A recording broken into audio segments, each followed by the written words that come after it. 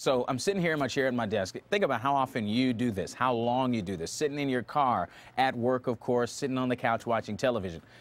Our understanding from what we've researched, if you add all that time up on any given day, you're sitting down 6 hours a day. And for some of us, it could be even more. That's right. And no matter what your workout regimen is, if you're doing this more often than not, it doesn't really balance it out. So we can fix it by doing one simple motion. This right here. And so maybe we should all be standing up for this story.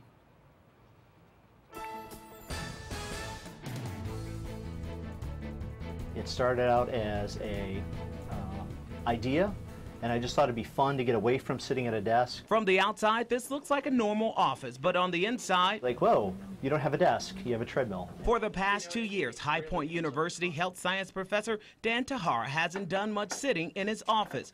Basically what you're doing by using a treadmill workstation is that you're just elevating your body's normal metabolism. And this walking professor says you can do it too, even if you can't afford a treadmill or don't have the extra space. You know, if you're sitting in a chair and you go from sitting to just standing, you can burn an extra 20 calories an hour. And he says don't blame it on culture or the convenience of sitting. I think blaming it on culture is a cop-out.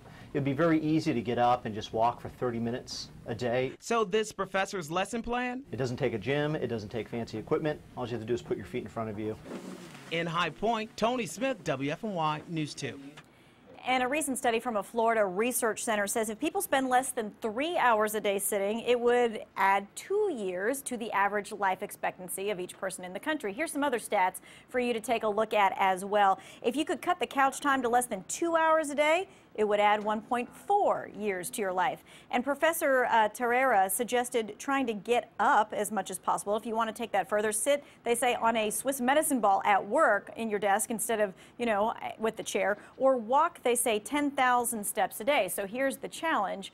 Stand up more often. Take more steps. Well, we were talking about this in the newsroom. Our jobs are, for the most part, sedentary. And so my producer said, all right, well, let's track and see just how many steps we take in a day. So she's had this iPhone app.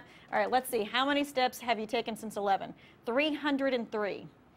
Okay. So that just kind of points to the whole thing that we just don't get up and walk enough. It's a challenge, really, for all of us.